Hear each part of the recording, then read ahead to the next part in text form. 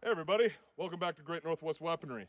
This is Thomas, and today we are taking a look at the Mauser Model 1934.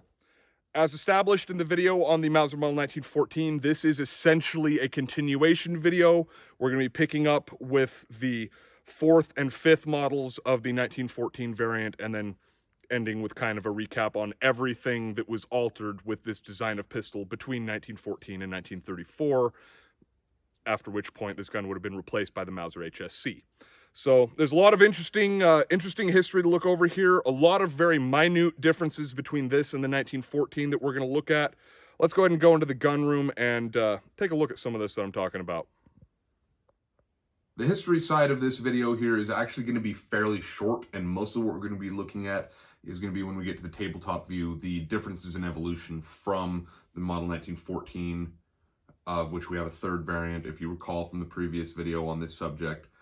Differences between that one and this right here, 6th variant, so to speak, Mauser Model 1934 or Model 1914-34.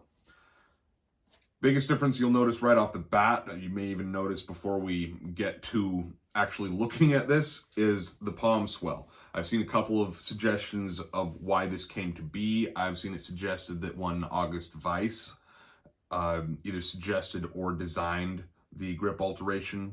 I've also seen and kind of tend to lean towards the thought that Germans may have been getting their hands on CZ Model 1927s, and you can see there's a very, very similar contour. We'll also look at that closer when we go to the tabletop view. I'll be bringing out a lot of guns for comparison and contrast with this one, or I guess 2 really, 1914 and CZ27, as they are all related. If you recall, all of these stem from the mind of Joseph Nickel, or Nickel.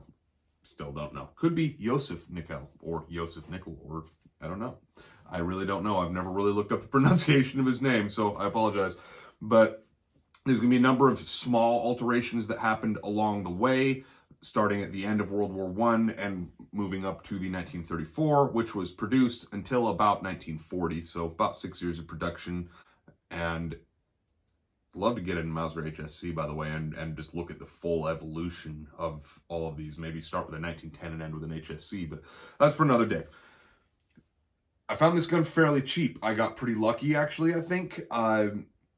There's a marking on it that I'm not entirely sure of, and again, we'll look closer at this, but there's also markings inside the lid of this holster that it came with that maybe speak to it possibly have gone somewhere to the Far East. I can't quite tell if what I'm looking at on the inside of this lid is kanji, so a lot of these were sold to Japan prior to World War II, or really just in the build-up to World War II. Japan would have already been in the middle of the Sino-Japanese War, of which some consider to be the beginning of World War II. But these were also manufactured for the Kriegsmarines, and those are about the priciest variant of the Mauser 1910, 14, and 34 that you're going to see, with the exception of the rather rare Model 1909 9mm. We're not really going deep into that side of the history, considering how rare those are. But Kriegsmarine models exist, and they are clearly marked with a eagle clutching a swastika on the side plate of the gun. My friends at the Warfront actually have a Kriegsmarine model and were kind enough to let me show you this stamp that I'm talking about here. See, eagle clutching swastika over an M. So this is also a 1934. This gun is available in store. If anybody happens to be interested, you can reach out to me for details. Meanwhile, while we're here, quick glance around. In the back in the museum section here, got a lot of cool stuff set up. So if you're ever in the area of Portland, Oregon, come and check it out. Something worth noting, you didn't really see these in civilian circulation until World War I ended, any variant of these, because the gun was designed in 1914, like immediately before World War I started. A significant amount of them were in the hands of police all through the Imperial German, Weimar Republic, and Nazi German eras. So they really pop up all through the early 20th century, the first half of the 20th century in Germany, in the hands of military and police. It's a fascinating design. We're going to go ahead and go to the tabletop because most of what we've got to look at here today is the slight differences from one variant to another. We're going to start this segment with a look at a couple of these markings that I'd mentioned not really being able to identify.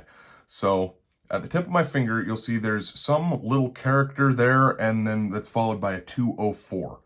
I have a suspicion that this is an export code. I could be completely off base on that. As I'd mentioned, after World War I ended, these were opened up fully to the civilian market, and at that point, they started being shipped all over the world. Now, got two more guns to bring to the party.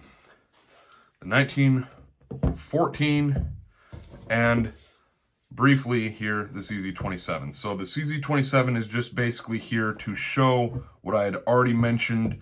You can see the evolution of the grips.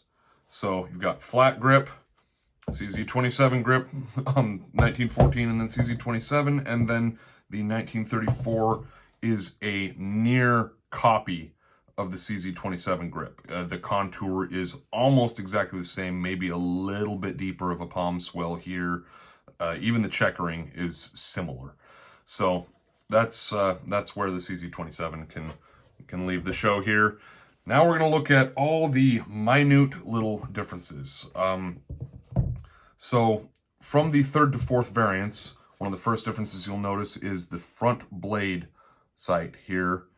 You've got kind of shark fin sight here and then a rounded sight here. This comes to be in the fourth variant. So the third variant was the last to be produced with that shark fin sight. To the best of what I understand, I could be wrong, it could be the fifth. I'm going to plug here again. A good place to look for minor detail changes is the Unblinking Eye Mauser Pistols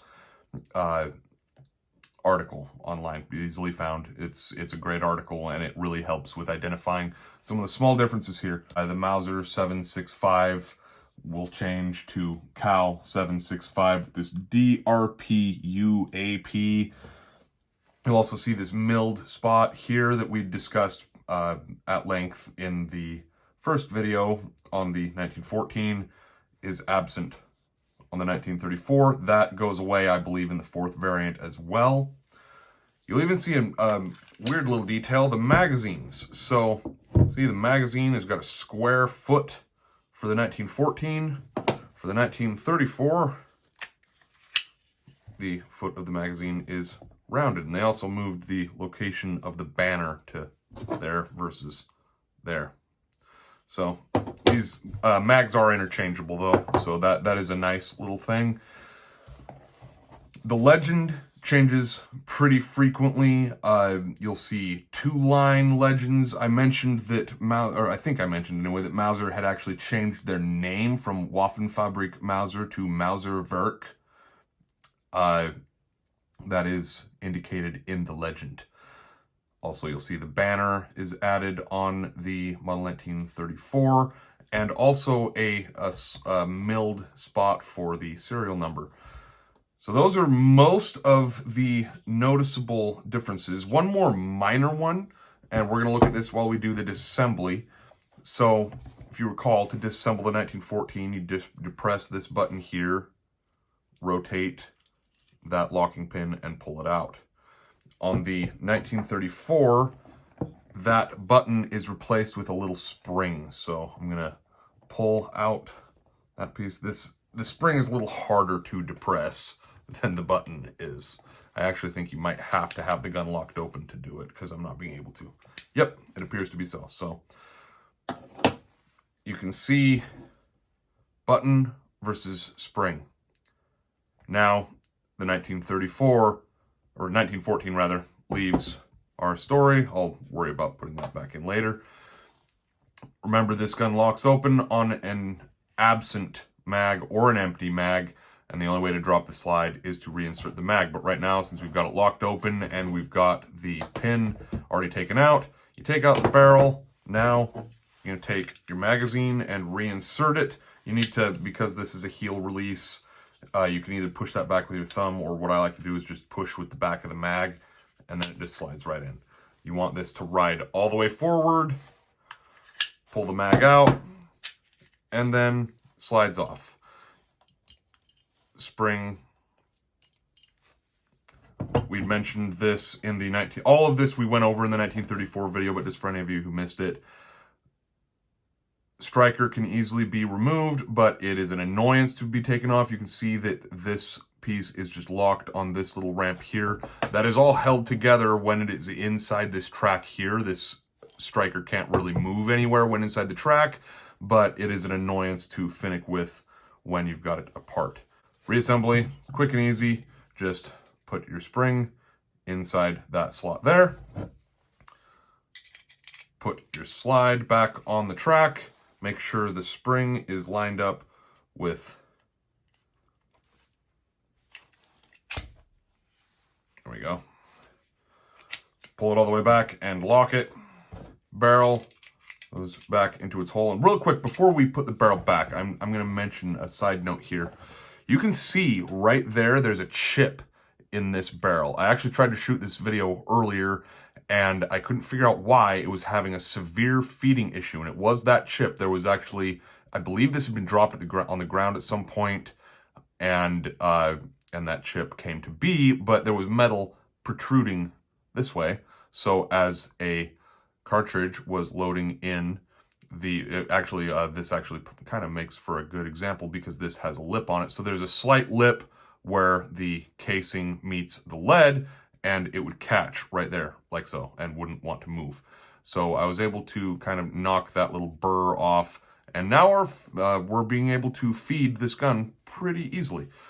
So crisis averted there. Just drop your barrel back in, take your locking pin, slide it back in, and depress that little spring with your thumb, and boom, all goes back together. You can only drop the slide on insertion of the mag, as we'd already mentioned. That's all she wrote. I had mentioned that there was markings inside this holster right here. This is an original 1934 or 14 holster. It's kind of in rough shape, but it came with the gun. You can barely see these. I don't know if you can see them at all on camera, but there are what appear to be some Far Eastern characters here, and this one to me looks like kanji.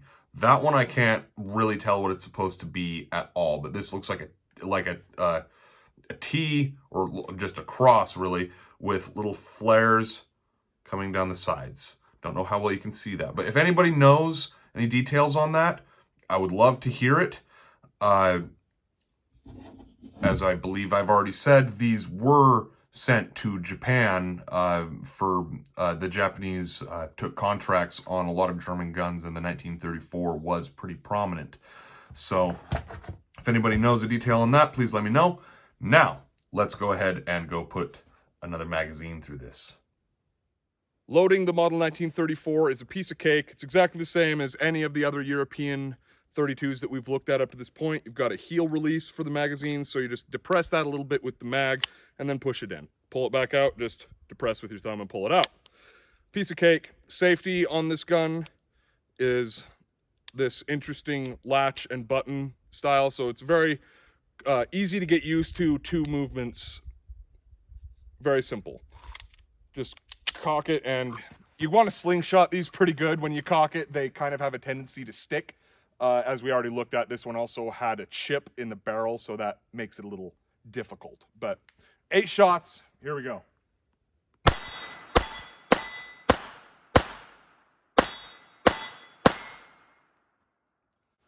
All right, no hiccups. Again, to drop the slide, you have to pull the mag out and reinsert it. Doesn't matter if it is loaded or not, but there is really no way to store this with a with the striker down. It just is always cocked and ready to fire whether or not you've got a bullet in it. But it's a very cool piece. I hope you guys are ready because we've got a lot of German guns on the way. I've just got a Gewehr 98 and a Kar 98, and I'm working on getting a Luger. So you're going to be seeing German guns popping up a little more frequently in demos for at least the near future. Meantime, hope you all enjoyed the video. It's been Thomas with Great Northwest Weaponry, and I'll see you next time.